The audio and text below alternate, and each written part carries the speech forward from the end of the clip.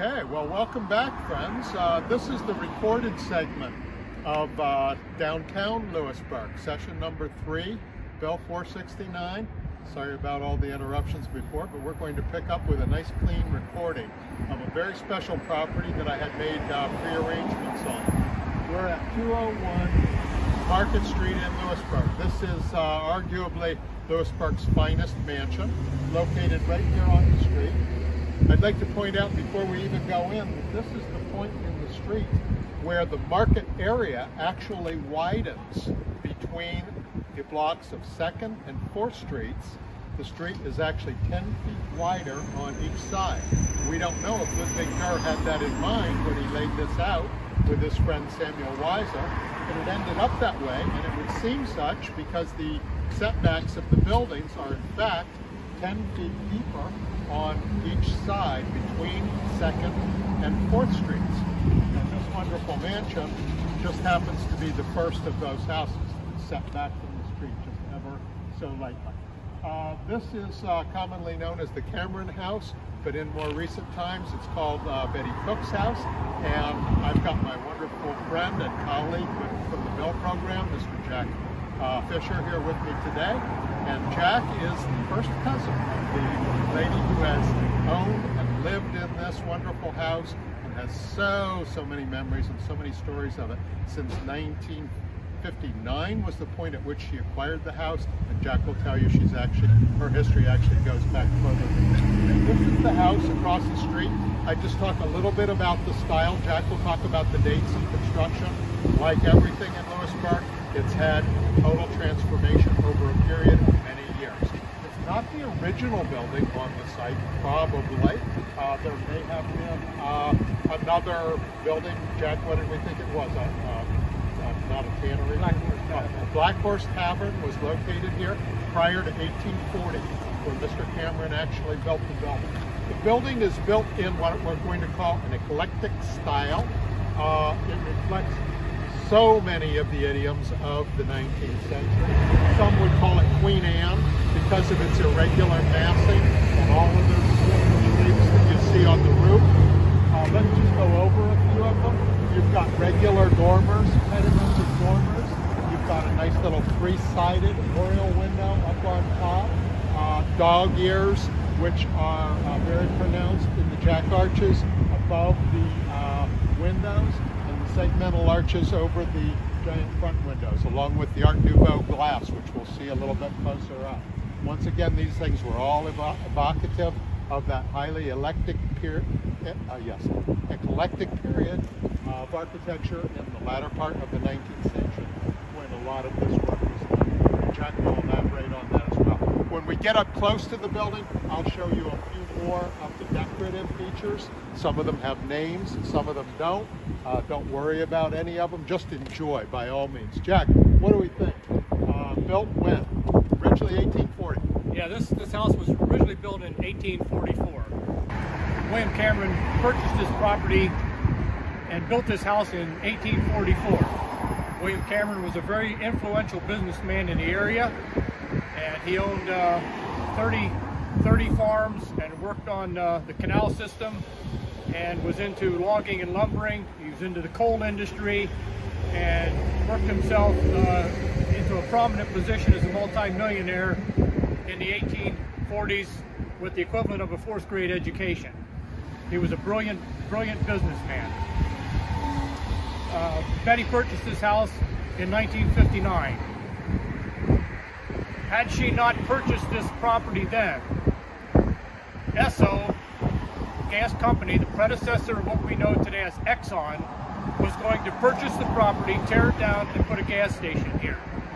So Betty saved the property and spent her adult life remodeling, which you'll get to see here in a few minutes, remodeling the inside. It did not look then like it does today. For those of you like myself who have enjoyed, and in some cases some of us have studied and worked in small downtowns, single main street towns a good bit of our lives, and this one just stands out. It really does. More reasons why. I want to enumerate those reasons for you folks, so when you come to Lewisburg you really appreciate this. I did indicate that probably as many as 30 or more buildings that you're looking at on this street were built as intended as commercial structures. Those that were not were built in such a grand style that they contribute mightily to the overall ambience of Market Street here in Lewisburg. A few other factors I should say, that have contributed to the perseverance of this town, to the long-standing ability of this town to maintain this character. Once again, some people call it a Victorian downtown. Well, that's because a lot of the through-going cycle of architectural, particularly the modifications and also some of the construction, including the Cameron Mansion that we were looking at, took place during that period of time from the 1820s to the end of the 19th century. And that, of course, coincides directly with Queen Victoria's reign from 1837 to 1901. So it is a Victorian downtown, to be sure. We talked about the other aspects of architecture, particularly that prevalence of the Italian age. The mansion which we're looking at right now does not exhibit an awful lot of the Italian age. It's got possibly, if anything, more exotic features. Before we go across, I'm just thinking of other things. I did already mention the shapes of the dormers. I've got the tower, the bell cast tower. Looks sort of like a witch's hat, doesn't it? What about all of those wonderful terracotta plaques? Those are called arabesques in some respects because they're beautiful. They're foliated. Look down between the windows. You see another feature. It's an open urn, or possibly it's called an amphora. You see that in between the two windows. Once again, lots of foliated decorations on the building. I just see something else I wanted to mention. The diamond-shaped shingles. Some people call those lozenges. And then the sunbursts are also in the spandrel areas between the windows, I should say above the, to either side of the three-sided oriel window that you see on top. Just all kinds of wonderful architectural features. I'll come back one more moment to the reasons why Market Street in Lewisburg is such a grand street.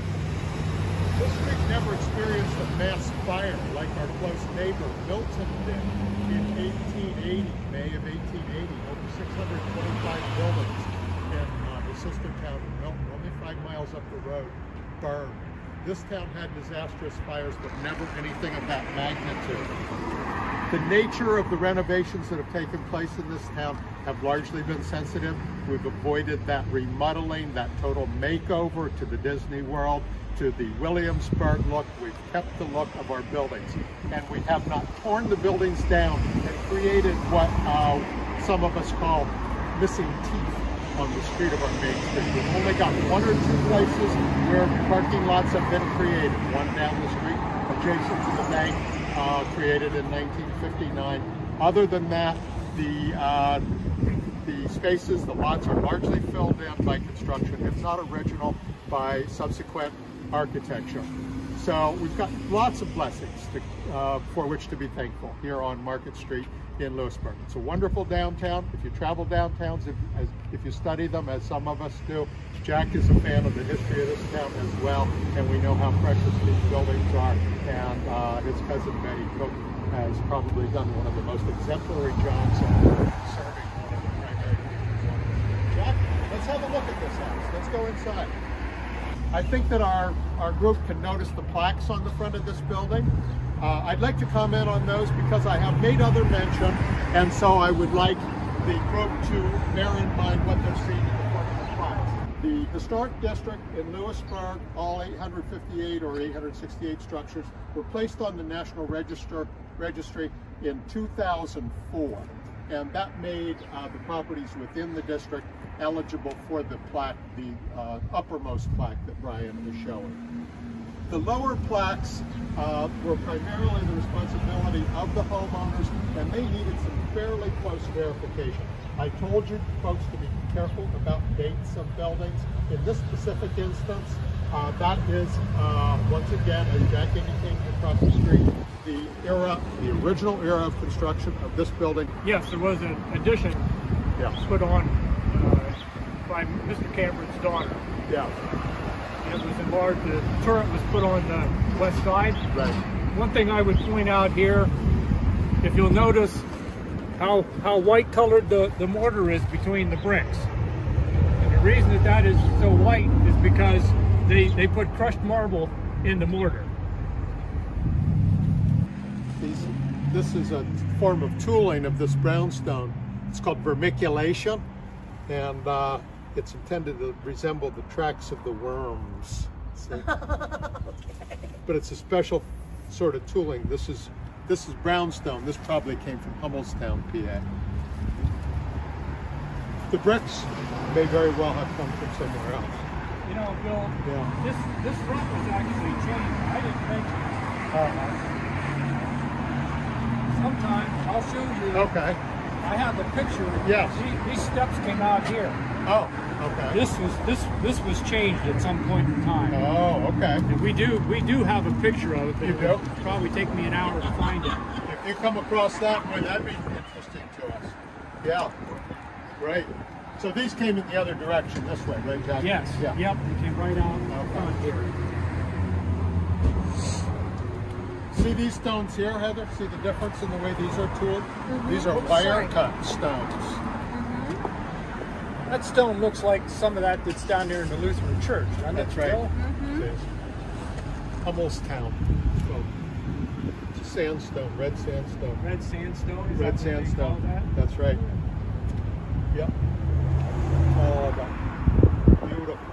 The columns themselves, those are not of the formal Doric order. Those are what we call composite columns. So they're sort of a combination between the Doric and the Corinthian. They're Doric in the respect, or they're Ionic rather, in the respect that they have the scroll or the volute. They're Corinthian in the respect that they've got that little leafy-like effect in between. That's called the colliculus. So like a bunch of celery, isn't it? And it's a combination between a Corinthian column and an Ionic column. It's eclectic. That's what the way I talked about this building across the street. Dental moldings on the top of the entablature that you see. The doors in the Eastlake style, probably from the English designer furniture maker, actually, Mr. Eastlake, who liked what he called a sanitary look. I don't know how easy they are to take, how easy they are to clean, but they are evocative of that particular style. Great wrought iron on this building, just loaded with features. Wait till you see the inside, folks. The tile was added by William Cameron's daughter in the 1880s when she remodeled.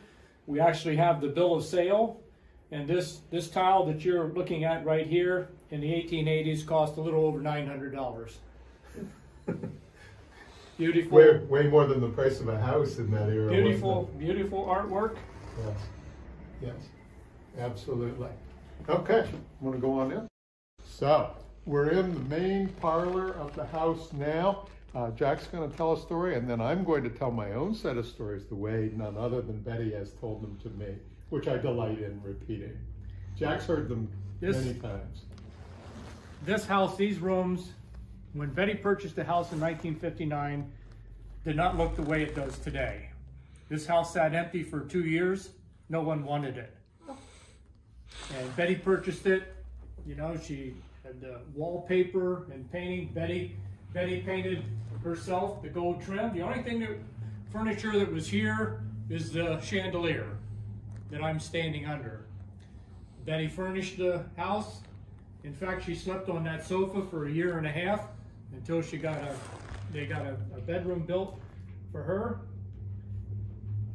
And she furnished the house with the type of furniture that she thought would be appropriate for the house. And you'll see the columns back here, and in a minute you'll get to see a portrait of Mr. Cameron who built this in 1844.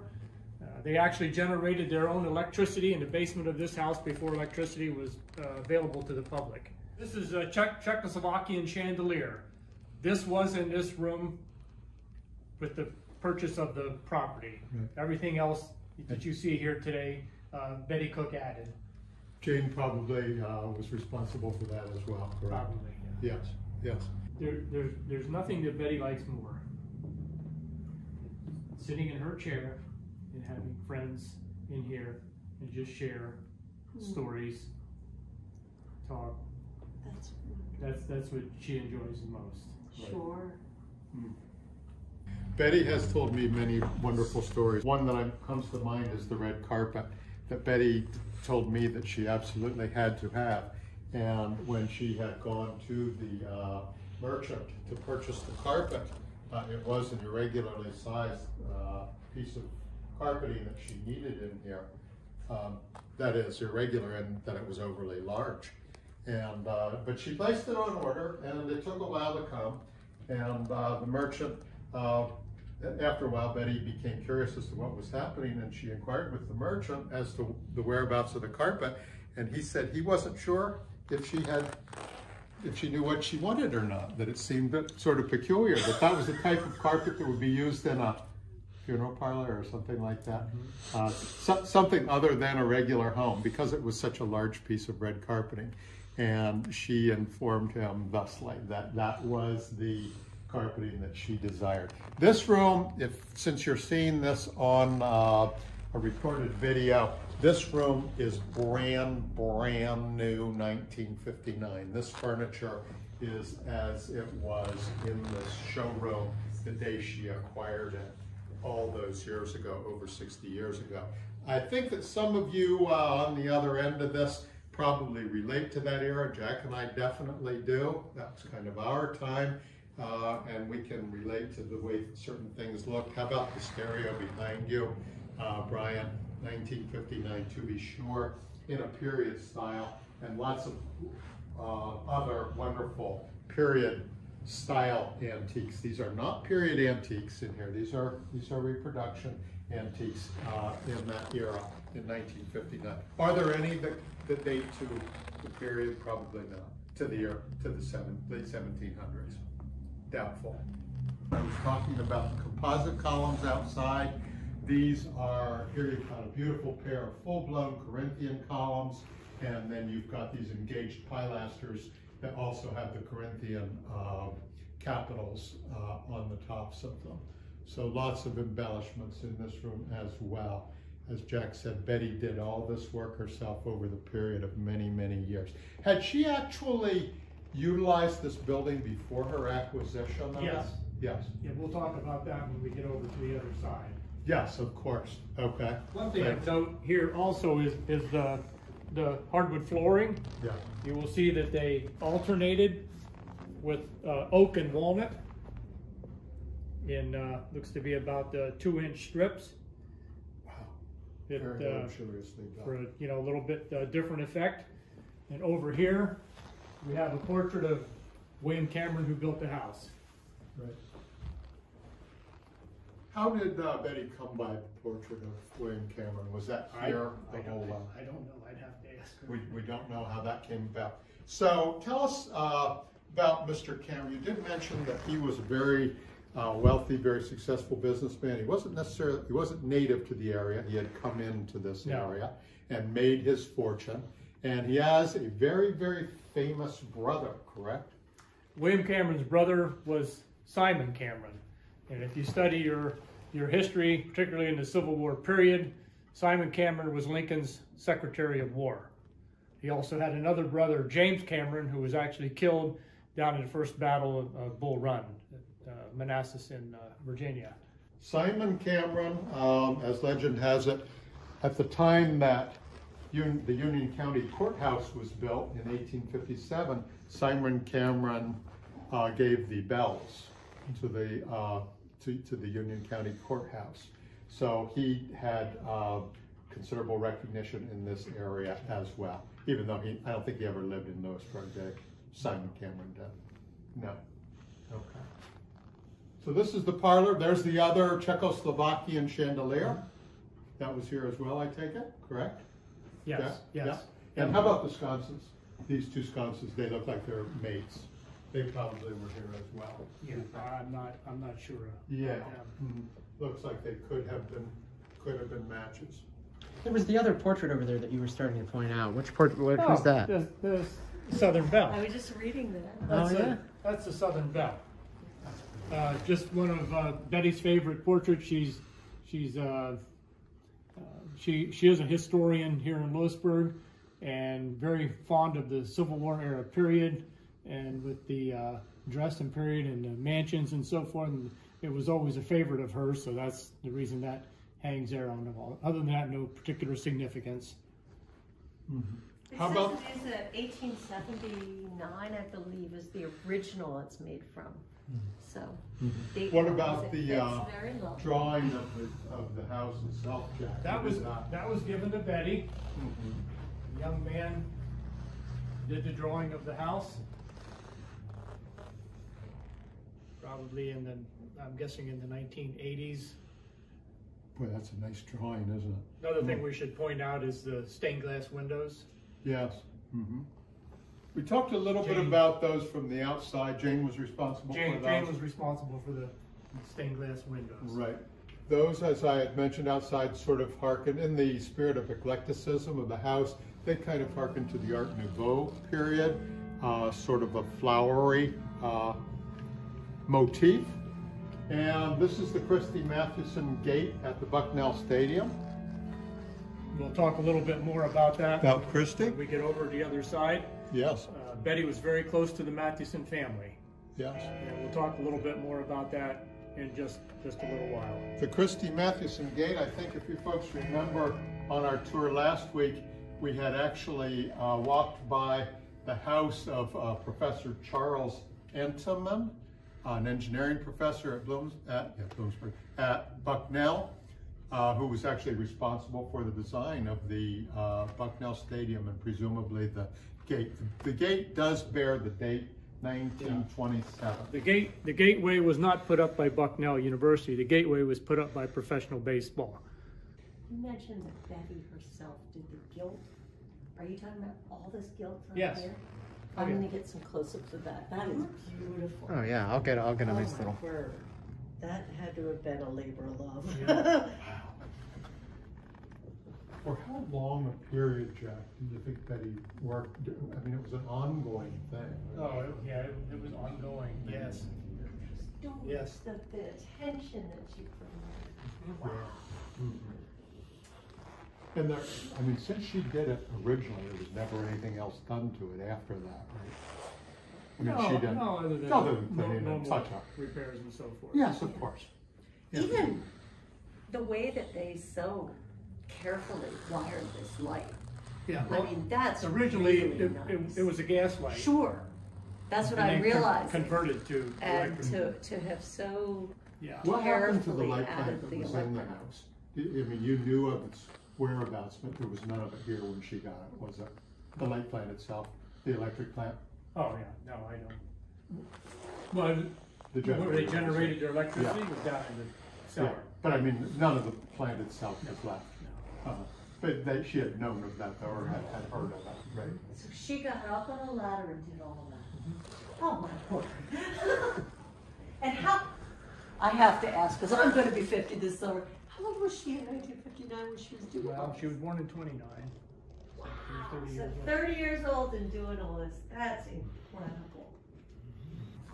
You know what they are? You know what this is? No. You would never guess. No. You would never guess in 100 years. My I only won't even guess try. would be to These- put my foot on it. That's exactly right. Okay. They would sit under the table, that the women could slip their shoes off and put their So feet you up could on. raise your, so you aren't dangling on your chair. She got these from a hotel in Oh my Atlanta. word. Wow. Foot cushions, true foot cushions. Yeah, that's Beautiful. exactly what it is. Yeah. Beautiful. Another stairway here. Okay, this is sort of what we would regard as the back stairway. Actually, there's another entryway going out onto 2nd Street here, isn't there, Jack? So the stairway is nearly as formal as the front stair, isn't it? Yes. It's nearly the, do the stairs go all the way to the 3rd? They're open all yes. the way to the top? Mhm, Yes, yeah. of course. Yeah. Okay, Notice the wallpaper. yes. That was Betty's choice as well. Betty would tell you there's 72 rolls of wallpaper Oh my goodness. through the hallway. Wow. Now enter the dining room. Jack, how many fireplaces does the house have? The house has 13 fireplaces, 89 windows, and the ballroom's on the 3rd floor, where they would have entertained. This is the dining room. We do know that, in fact, there were some important conversations taking place in this room. We know the Secretary of State Seward was here, as well as Buchanan. Prior to him becoming President of the United States, he was on the Board of Trustees at Bucknell University. Betty furnished it with what she thought was appropriate furniture. She went to North Carolina to purchase these chairs and decorate the room in the manner that you see it today. Among many other specialty items in this house, how about this curved radiator? This is, once again, not something you will see in every house or any other house for that matter. Those are 2 nice shots there. That one is done by David Siebold, a local artist.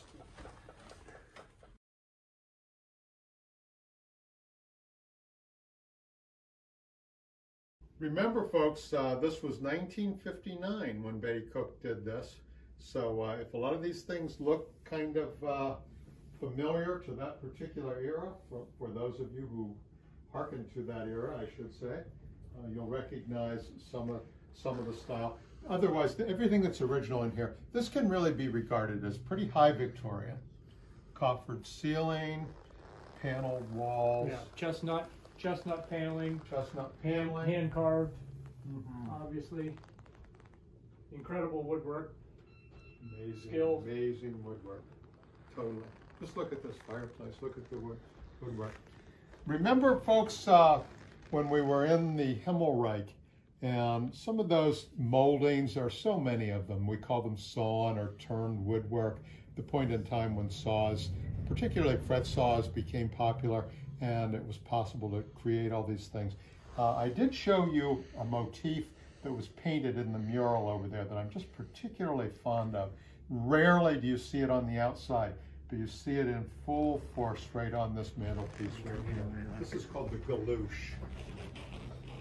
I wonder why I like to say that word so much. You won't see that molding just everywhere. And you've got all kinds of other neat things. We'll just call them rosettes and pierced carvings, reeding we have right here. See that? I can safely say there would be no other house in Lewisburg that has that particular molding. That's a good one. Yes, this room is almost intoxicating, just too many features to take in. But wait till you see this kitchen.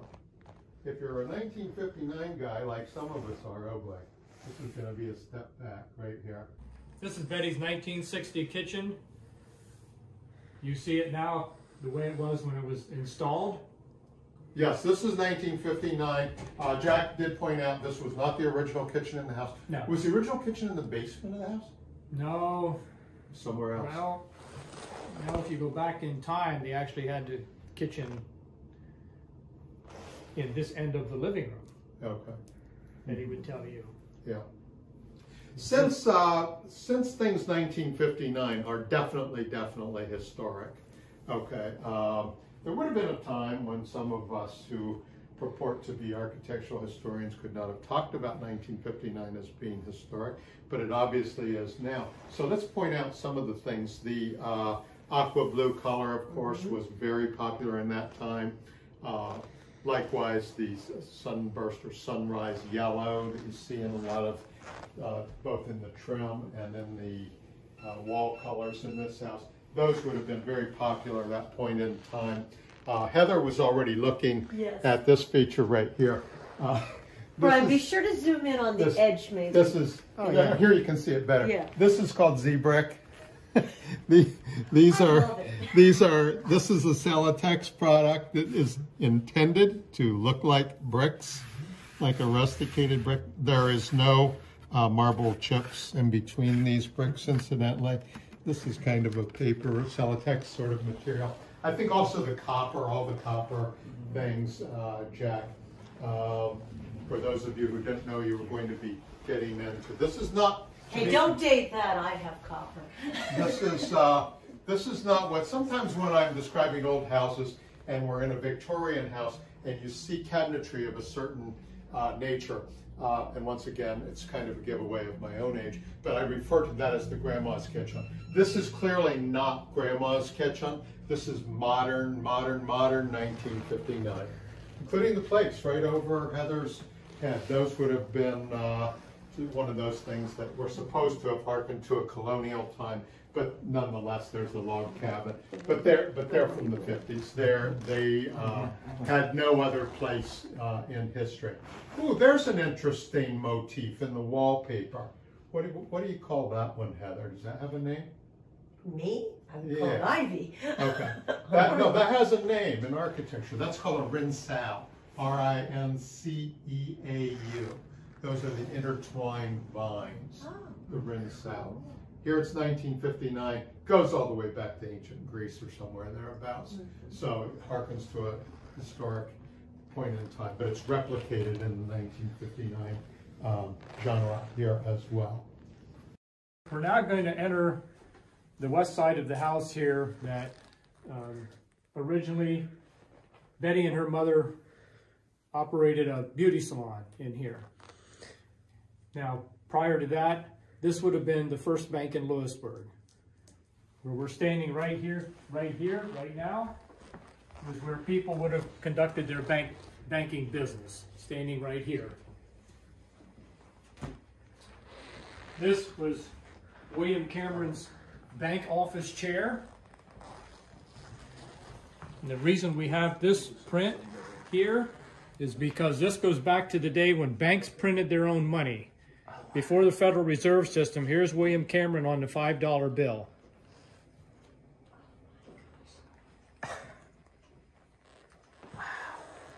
And like I said, this was William Cameron's office chair. His office was in the back room. If you were to walk out back and look around from the outside of the building, you would see bars on the windows. Metal bars. That's because that was Cameron's bank office back there. This being the first bank in Lewisburg Savings and Dime. And if we slide this chair forward, if we open this door, yeah.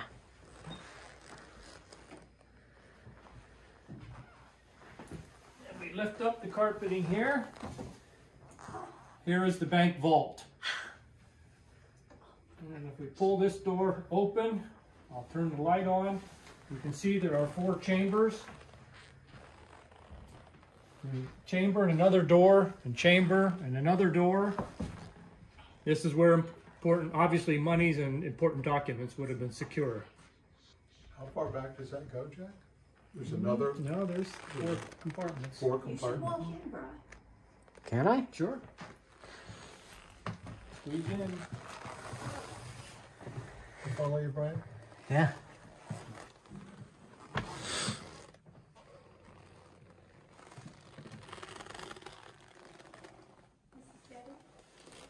Yes.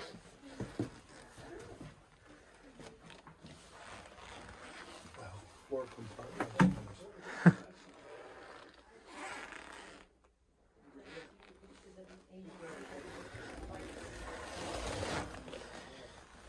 Here it is from the inside.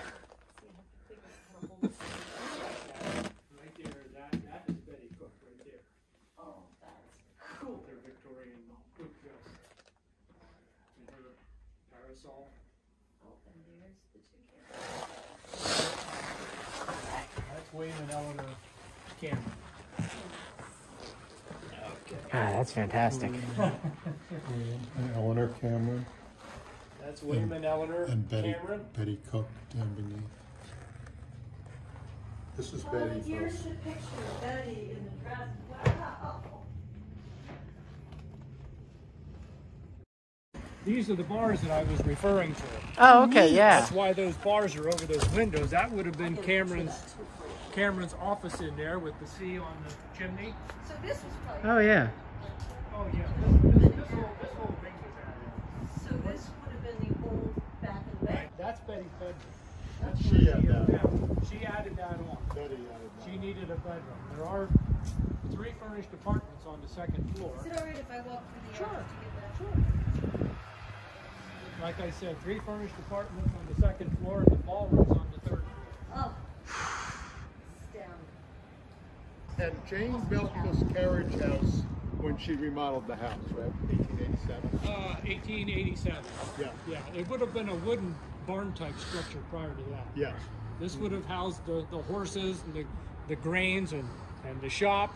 The west wing over here on this end was the ice house when they would cut ice off the river. And then in later years, of course, it just pretty much became storage and garage. That's right.